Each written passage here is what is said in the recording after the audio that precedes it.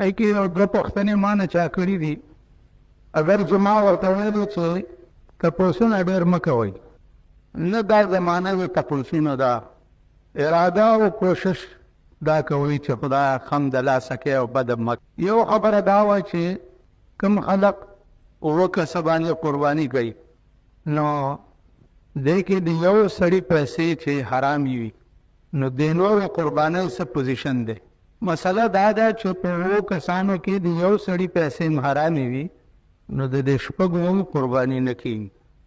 دویمه خبره دا وه چې ابراهیم علیه السلام د زوی د حلالولو په ټیم کې چې دا سترګې تړلې وي، دا ورته چا ویلي؟ هغه شاید ما خبره کړې وه چې دا ورته زوی ویلي و چې پلاره ما چې څه وخت کې حلالی نو خپلې سترګې وتړه، اسونه چې د حلالولو په ټیم کې ستا او زما سترګې مخامخ شي، نو زما په حلالولو به دې زړه ونه شي او خدای به درنه ناراض شي.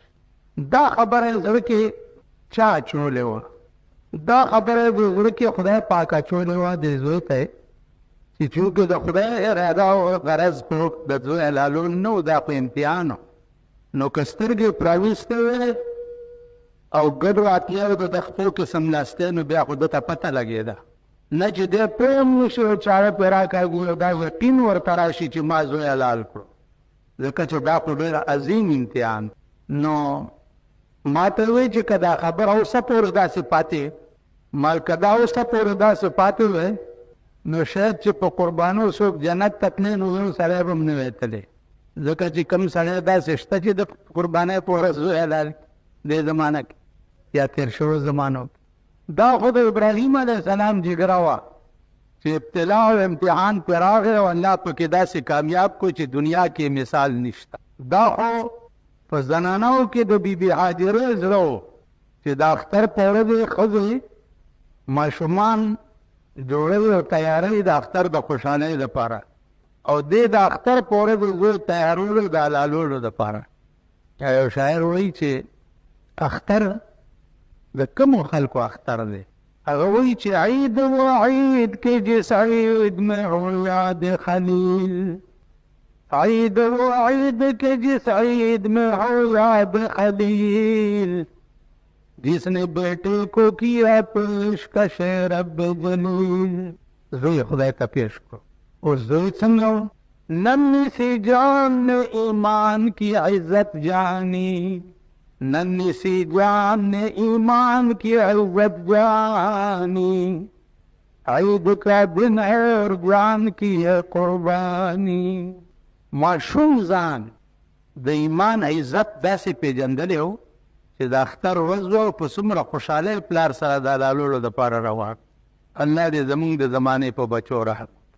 نن ټول ملک څه د خدای په عظیم قهر گرفتار دی، ټول ملک. کرکټ دا د خدای یو عظیم قهر دی په دې ملک باندې.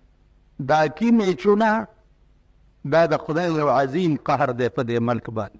ویډیو ګیمونه دا د خدای یو عظیم قهر دی په دې ملک باندې. بلو پرنټونه دا د خدای یو عظیم قهر دی په دې ملک.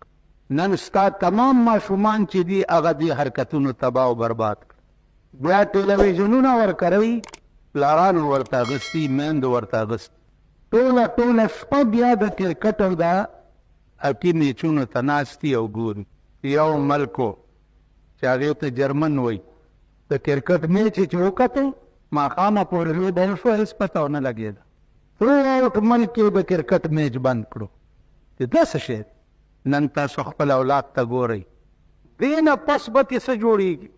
بیا که چېرته په مالت کې واده راشي، بیا هلکانو سال جوړ کړی.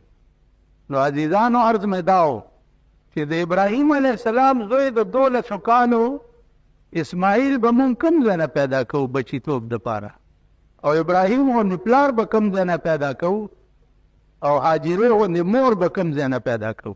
بس یو افسانه وه تېره شوه، اخترونو کې مولیان وایي، په جوماتونو کې او تاسو یې واورئ، هېڅ نشته. وخت نه وي راغلی در باندې. وخت راشي بیا د ایمان امتحان، د لور واده دې وي هغه وخت کې د ایمان امتحان، د زوی واده دې وي هغه وخت کې د ایمان امتحان. د لور په واده کې تمامې ښځې ډمې شي، د زوی په واده کې تمام سړي ډمان شي. پنګیرې پکې روان خدای دې قربان که ستا د ګیرې نه خو د سپي لکۍ ښه ده، چې د سپي لکۍ دې دلته ځوړن کړی دی خبره ونه ده ستا ګیره. ای سپین ګیرې ما ته وویل جنج کې روان وم ستا ګیرو پسې بد ویلې ما د ګیره د اوس مې در باندې نه رسي کړي اوس یې درنه وباسم د ګیره ده. ما یو طالب ته یو خان وویلې چې ستا دا ګیره ښه ده که زما د سپي دا لکۍ ښه ده؟ هغې ورته ویل خان ما ته پته نشته. وی چې ولې؟ وی که ایمان یې تېر کړو خو زما دا ګیره به ستا د سپي د لکۍ نه ښایي، او که ایمان یې تېر نه کړو نو به ستا د سپي لکۍ ترې ښه ده. کومه ګیره چې ایمان تېر نه کړي هغې نه د سپي لکۍ ښه ده، چې مړ کېدو نه د مرګ په ټایم کې ورته پته ولګېده چې زه ایمان تېروم لګیا احوال د آخرت کې منکشف شي د زنکدن په ټایم کې او پته ورته ولګي چې زه ایمان تېروم. وصیت یې وکړو چې زما جنازه د فلاني خان د کور لاندې تېره کوي، چې د کور لاندې تېره کړه ویل هلته یې لږه ودروئ. د جنازې نه ورته آواز وکړو فلاني خانه ستا د سپي د لکۍ نه زما ګیره ښه شوه ایمان یې تېر کړو. تاسو خیال را نو زما عزتمندو عرض مې دا و چې خدای ته ګورئ، خدای ته وګوره. په دې لاره زه ګورم ډټسن کې ناست دي شیبه جنډې لګوړي شنه بوټي پکې ایښي چېرته دی کالام ته روان دي مدین ته روان دي سیل ته. مسلمان دپاره سیل شته؟ پرون راته یو سړي ګیره وکړه اختر مبارکی ته درغلی ومه ته خو راونوتې ما ته څه دپاره راغلی؟ ما خو یو جمعه مخکې دا اعلان کړی و چې لار لنډوئ کار دې څه و؟ اختر مبارک شه اختر مبارک شه اختر مبارک شه اختر دې ستا کپره وخوري. نو عزیزانو عرض مې دا و چې مسلمان دپاره سیل نشته. یو صحابي راغی رسول الله صلی الله علیه وسلم وی ما ته اجازت وکړه چې زه لږ سیل وکړم. ویل بچیه مسلمان دپاره سیل نشته. د مسلمان سیل چې دی هغه جهاد فی سبیل الله دی، یا د ژبې جهاد کوه یا د عمل جهاد کوه. ویل ما ته اجازت وکړه چې زه ځان خسي کړم چې ما نه چېرته زنا هم نشي او ګناه رانه ونشي. هغه ورته ویل روجې نیسه شهوت به دې مغلوبي او ثواب به دې کي. دا پیغمبري نسخې دي او پیغمبري علاجونه دي. بهر تقدیر خدای دې راته معافي وکړي چې مونږ څه غلطیانې کړي دي یا څه غلطیانې رانه شوي دي. کوم ځای چې زه اوسېږم هغه خلک یو خبره ما کړې وه نن نه څومره موده مخکې چې د مړي خبر ګرځول او اعلان کول چې دي دا شرعاً ناجایز دي. مړی وشو چټۍ به نه لېږي کلو ته فلانی خان فلانی خان فلانی خان فلانی خان آپ کو مطلق کیا جاتا ہے کہ فلانی خان کا باپ مر گیا ہو فلانی ٹائم اس کا جنازہ ہے مر گیا بس چې مر گیا د مړي خبر دوی سپیکر ورته سپیشل ساتلي یو ضروري اعلان وروي د فلاني د ترور د مور نیا چې دا په حق رسېدلې ده او په 4 بجې به جنازه وي تاسو ټولو ته اطلاع ده چې جنازه کې شرکت وکړئ. یو ګوګشتي یو اعلان هم ساتلی یې ویکرهو دا بعضې ملیان وایي که نه وایي مړي لا خو چې ډېر خلک راشي نو ښایي او چې جنازه څومره درنه وي نو ښایي. ما ته راشه په صورت برات درته په قرآن کې لاس ږدم او ته پې لاس کېږده چې تا د دې مړي جنازه د زړه نه کړې ده د زړه نه دې ویلي چې دا مړی به خدای وبخي. ویل دا جنازه مې ونه کړه من ستا زړه کې درد پیدا شوی چې خدای زه تا ته جرګه کوم چې دې مړي سره بېګاله ښه معامله وکړه. دا ستاسو په اړه کې راغلي دي ووایه ټول په ایمان جنازو کې خو ولاړ یې که نه وایه بړېوال الله اکبر چغه به ووایي نور الله اکبر. دا هم په زړه کې دې دی کې درد پیدا شوی دی چې خدای دې مړي سره به بېګاله څه چل کړي. موږ ټول درته جرګه راغلي یو دا د چا ډکې راغلي نو انما الاعمال بالنیات دی که نه جنازه خو یو عمل دی او چې ستا نیت دا نه و نو دا جنازه دی بلکل فضول دا د چا شي ضروري اعلان واورئ فلاني له چټۍ او فلاني له چټۍ او فلاني له اریان به شي چې د دوی ما درته وایي چې څه پکې پېښ نه وي. نن پرون ما ته یو کارډ راغلی ډېر په شوق او په مینه یې راولېږلی دی چې اختر دې مبارک شو کلنې چې مې پرانیستو په هغې کارډ باندې د جینۍ فوټو چاپ دی د جینۍ او دا یو خپه په ځمکه ده او دا یو یې داسې اوچته دا د اختر مبارکۍ کارډ یې ما ته رالیږي. دا څه خلق دی د واده کارډ ما ته راولېږي او د ډمو فوټوان پې چاپي دا د سړي زامن دي یا دا بني آدم دي؟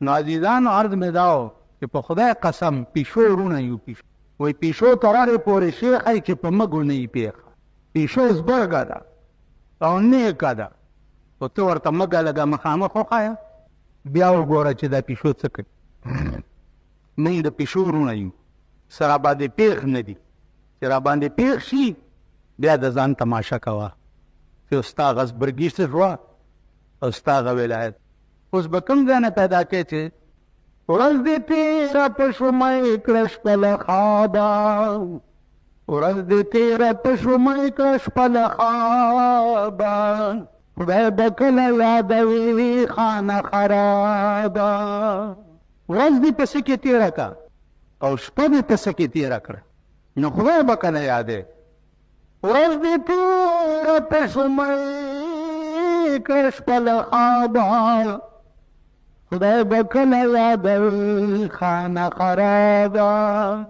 که پوهېږي په شتاب شتاب دې تللي روانې بل طرف ته روان که پوهېږي په شتاب شتاب دې تللي غافل مشه به بیدار له شتابه په هغې جهان به څرنګ جواب ورکړي په هغې جهان به څرنګ جواب ورکړي چې په دې جهان عاجز یې له جوابه د کاغذ په کښتۍ سیر به کړې تر کمه کښتۍ دې جوړه کړې ده او د کاغذ ده او په اوبو کې پرې ګرځي نو کاغذ څومره ساعت اوبو کې بچ پاتې کېږي نو ژوند خو د کاغذ کښتۍ ده که نه د کاغذ په کښتۍ سیر به کړې تر کمه دا کښتۍ به د مرګ کاندي غرقابه چې افتاب یوه نیزه شي بیا به څه کړې چې افتاب یوه نیزه شي بیا به څه کړې اوس چې سوري لره برومې افتابه اوس چې نور وګوره سوري ته منډه وی نو چې دا ډول یو نیزه د ځمکې نه اوچتي په دغه وخت کې به بیا څه کوي او دا خوړه د خدای بندګانو زما دې په خدای قسمي چې هېڅ شی دومره یقیني نه لري لکه دا زه چې ویم دې ګړی ته وګورئ یو سکند چې تیر شي یو سکند ما یو بجې تقریر شروع کړی و او 20 منټه او یو دا 20 منټه چې تیر شو چې 100 کروڑه روپۍ زه ورکړم دا 20 منټه به راواپس کړم 100 ارده روپۍ چې ورکړي دا 100 منټه به بیا په خپل ژوند کې راواپس کړي به دا تیر شو ورنږدې شوې چې افتاب یوه نیزه شو بیا به څه کړې اوس چې سوري لره درومې نو افتابه په ازار بچاره وي مشهور رحمانه په ازار بچاره وي مشهور رحمانه که خلاصې په قیامت غواړي له عذابه ته چې هره ګړی غم دسي منظر خوري ته چې هره ګړی غم دسي منظر خوري زه دې هره ګړی وینم چې خپل سر خوري سی منظر پېژنئ سره او سپي 24 ګنټې زموږ تصور چې دی هغه د سی منظر دی 24 ګنټې د دنیا تصور دی نو دی وایي چې ته چې هره ګړی غم د سی منظر خورئ زه دې هره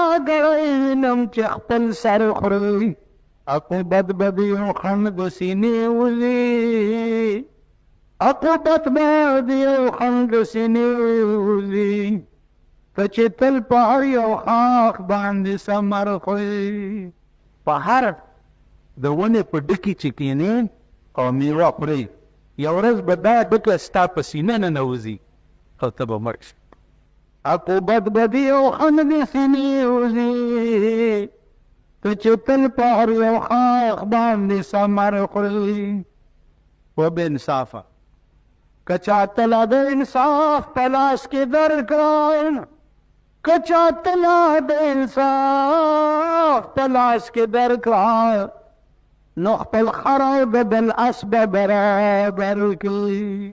خپل خر به د بل د اس نه بهتر. دا زما خر او دا ستاسو دا څه شی؟ اوبه وایي څوک داسې چې ستا اس زما د خر نه ښه دی.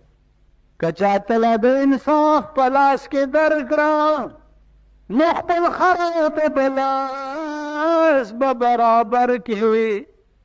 نو تو نالت دې هم په داسې منصفه شه، تو نالت دې هم په داسې منصفه شه چې د حق ته باطل ورته ګوزر کړي.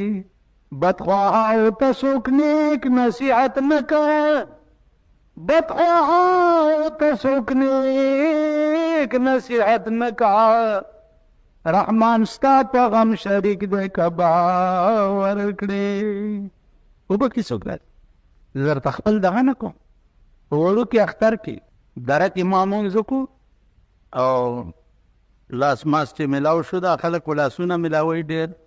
یو سړی راغی ما سره کېناستو چې تا سره مې وایه ستا پلانی پټی به په کلي کې ما لاو ویله شپېته کاله وشو چې زما پلار نیولی و پټی هم درته پاتې او دا 80,000 روپۍ دغه پټي 80,000 روپۍ دغه پټي آمدن دام واخله.